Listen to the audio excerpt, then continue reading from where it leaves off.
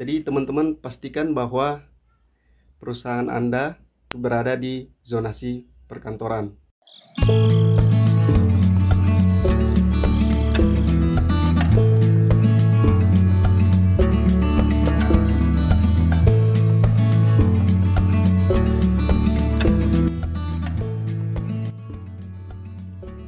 Halo semuanya, Assalamualaikum warahmatullahi wabarakatuh. Shalom, salam sejahtera untuk kita semua.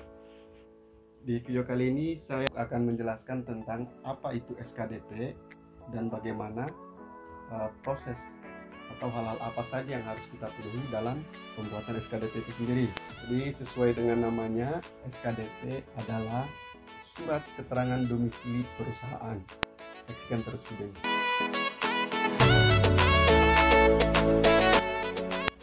Berdasarkan Undang-Undang Nomor 3 Tahun 1982, pada pasal 5 ayat 1 berbunyi, setiap perusahaan wajib didaftarkan dalam daftar perusahaan. Pada pasal 7 menyatakan bahwa perusahaan yang wajib didaftar dalam perusahaan adalah setiap perusahaan yang berkedudukan dan menjalankan usahanya di wilayah Republik Indonesia. Menurut ketentuan peraturan perundang-undangan yang berlaku, termasuk di dalamnya kantor cabang, kantor pembantu, anak perusahaan, serta agen dan perwakilan dari perusahaan itu yang mempunyai wewenang untuk mengadakan perjanjian. Begitu pula pada pasal 8, perusahaan berbentuk badan hukum termasuk koperasi, persekutuan, perorangan, dan jenis perusahaan lainnya.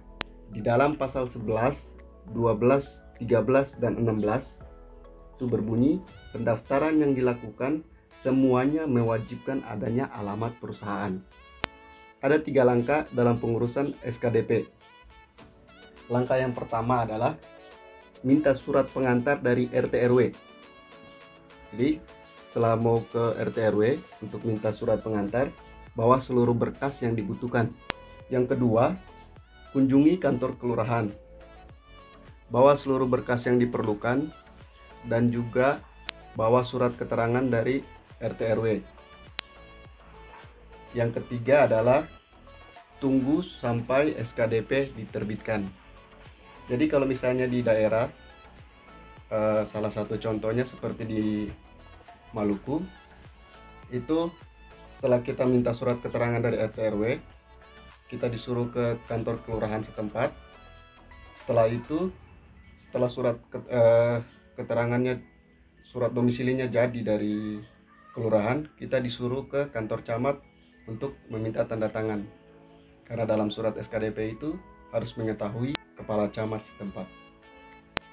SKDP adalah singkatan dari surat keterangan domisili perusahaan.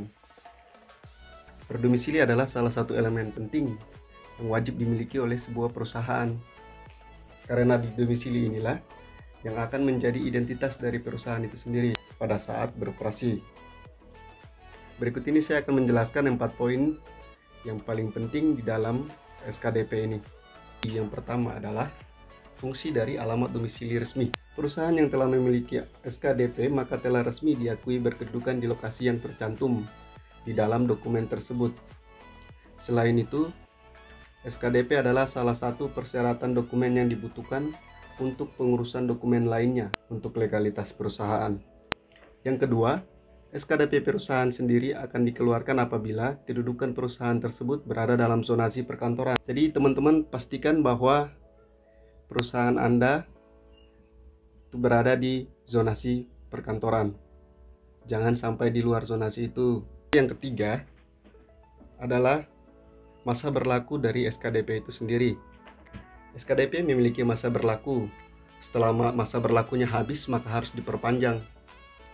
Yang penting diketahui adalah masa berlaku SKDP ini dibedakan berdasarkan jenis domisili yang digunakan. Untuk domisili kantor bersama atau kantor tetap, masa berlakunya adalah 5 tahun.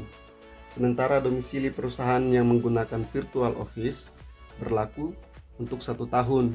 Yang keempat adalah perusahaan hanya bisa didaftar setelah akta perusahaan tersebut telah selesai. Pada saat pendaftaran SKDP perusahaan, salah satu persyaratan wajib adalah akta dari perusahaan tersebut.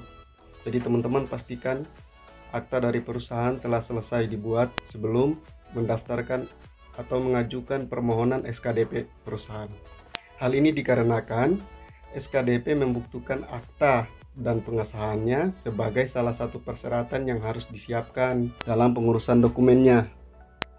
Pengajuan dokumen pembuatan SKDP tersendiri memiliki 6 syarat yang harus dipenuhi. Yang pertama adalah akte pendirian perusahaan, atau apabila perusahaan tersebut telah mengalami perubahan, maka harus dilampirkan juga akte perubahan tersebut. Yang kedua adalah KTP dari direktur atau direktur utama perusahaan tersebut. Yang ketiga adalah perjanjian sewa gedung apabila perusahaan Anda berada di gedung. Yang keempat adalah surat keterangan domisili gedung. Surat keterangan domisili gedung ini dapat diminta di bagian pengelola gedung. Yang kelima adalah foto tampak dalam dan tampak luar kantor.